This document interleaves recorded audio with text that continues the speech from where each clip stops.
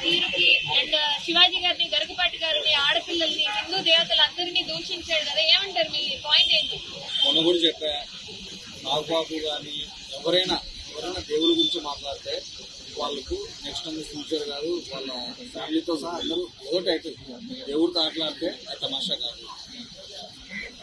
అంటే ఏంటి, హిందువులే ఈ రేపులన్నీ జరుపుతున్నారు, నేను ఒకవేళ ఇండియాకి వస్తే నా బిడ్డలు కూడా ఇలానే చేస్తారు అని చెప్పి హిందువులందరినీ ఒక బ్లేమ్ చేస్తున్నాడు కదా, ఎక్కడ జరగలేనట్టుగా వీళ్ళనే ఎందుకు మాట్లాడుతున్నాడు? ఎందుకంటే దేశ ద్రోహి లాగా వాడు దేశ ద్రోహే. వాడు పేరుకు పోర్ట్రే చేసుకుంటున్నాడు బయట, నేను హిందూ హిందూ హిందూ అని చెప్పి. ఇప్పుడు సపోజ్ ఒక వ్యక్తికి ఆస్తి ఉందనుకో మనం చెప్పాల్సిన అవసరం లేదు, టాలెంట్ ఉందనుకో మనం చూపించాల్సిన అవసరం లేదు, ఆటోమేటిక్ తెలిసిపోతుంది. కానీ దాని దగ్గర టాలెంట్ లేదు కదా, ఎలాగైనా ఓట్లు తెప్పించుకోవాలి, అన్ని తెప్పించుకోవాలి. కాబట్టి ఇట్లా పోర్ట్రే చేసి నేను హిందువుని అని మన దగ్గర మన డబ్బులు తీసుకొని వాడు యూజ్ సంపాదించి డబ్బులు సంపాదించి మనకి యాంటీ అయ్యి. మరి ఇప్పుడు యాంటీ అయింది కదా, ఇప్పుడు ఉన్న వాళ్ళు ఏం చేయాలంటారు? మనం ఏం చేయలేము, మనం పట్టుకొని రాలేము. కాబట్టి మనం అన్సబ్స్క్రైబ్ చేసి అన్ఫాలో చేసి రిపోర్ట్లు కొట్టి, ఎంత రిపోర్ట్ కొడితే అంత ఫేమస్ అవుతాం. మనం కూడా వన్ రిపోర్ట్ కొట్టి జల్దీగా వన్ దింపి మన ఇండియాకి తీసుకురావాలి. లేదంటే గవర్నమెంట్ దగ్గరికి ఈ ఇష్యూ రీచ్ అయ్యేటట్టు గవర్నమెంట్ ఏం చేస్తుంటే వాడిని పాస్పోర్ట్ రివోక్ చేయవచ్చు. రివోక్ చేసిందంటే పాస్పోర్ట్ అక్కడి నుంచి వాడు ఇండియాకి రావాల్సిందే. అప్పుడు ఇది ఒక్కటే మనకు సొల్యూషన్. లేదంటే ఇంకా వాడేముందిలే వాడిని బతకని, వాడు ఆల్రెడీ డబ్బులు సంపాదించుకుంటూ 20 కోట్లు 30 కోట్లు డబ్బులు సంపాదించుకొని వాడు వడ్డీ తిన్నా ప్రశాంతం బతకగలుగుతాడు. వాడిని ఇండియాకి తీసుకురావాలి, అంతే మన లక్ష్యం. అది ఒక్కటే పెట్టుకొని అదే మన టార్గెట్ గా మనం అన్ని ఇండియాకి తీసుకురావాల్సిందిగా మనం చూడాలి. అంతే. అంటే తిరుపతి లడ్డు గురించి మాట్లాడితేనే జ్యోతి గారిని తిరుపతికి రానివ్వకుండా చేశారు. మరి ఇండియా గురించి ఈ విధంగా మాట్లాడుతున్నప్పుడు ఆయన ఏం చేయాలంటే? అదే ఈ ఇష్యూ అంత ఫేమస్ కాలే, ఇంకా మనం తెలుగు రాష్ట్రాల వరకే ఇది ఫేమస్ అయింది. ఆల్ ఓవర్ ఇండియాలో మనం ఫేమస్ చేసి అందరికి తెలిసేటట్టు చేసినాం అనుకో, ఖచ్చితంగా వాడిని ఇండియాకి రప్పియచ్చు, మన పాస్పోర్ట్ రివోక్ చేపియచ్చు. అంటే మొన్న జరిగినటువంటి వారణాసి ఈవెంట్లో రాజమౌళి గారు దేవుని తిట్టినందుకు, దేవుని మాట అన్నందుకు హిందూ సంఘాలను ఏకమయ్యారు. ఇప్పుడు ఎందుకు మరి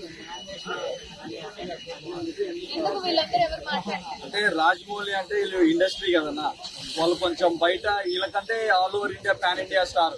ఇప్పుడు మన ఈ చిచ్చబుడ్డి ఏం లేదు కదా, మన తెలుగు రాష్ట్రాల వరకు ఇటు ఫేమస్. మనం ఫేమస్ చేసి మన వల్ల బతికిడు ఇట్లా చేయడం కరెక్ట్ కాదు. నా అందరినీ శాపనార్థాలు పెడుతున్నారు, మీరు అందరూ అదైపోతారు ఇదైపోతారు.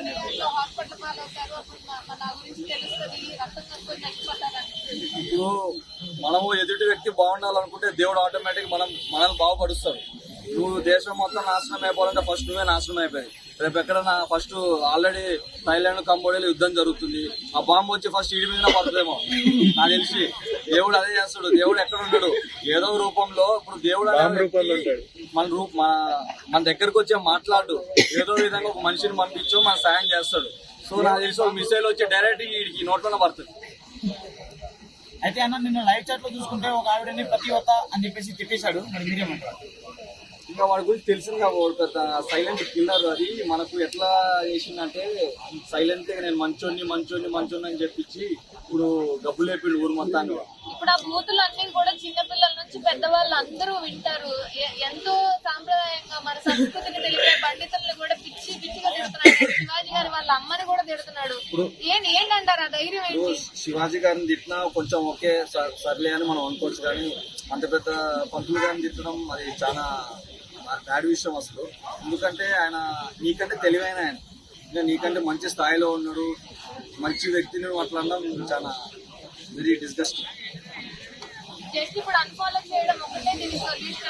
అదే కదా మేడం, ఇప్పుడు మనం ఎట్లా పోలేము, అదే కదా వాడిని తీసుకురాలేము. వాడు ఫిక్స్ అయిండు, వాడు నాకు తెలిసి ఎక్కడో సిటిజన్షిప్ తీసుకుని ఉంటాడు.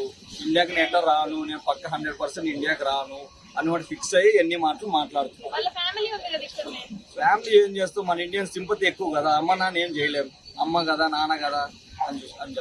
నామినేషన్ ఇప్పుడు మీ కళ్ళ ముందు కనబడితే ఏం చేస్తాం, మనం చేయాల్సిన అవసరం లేదు, ఆటోమేటిక్ అందరు గుంపు కూడా వాడిని చేయాల్సింది చేసేస్తాం.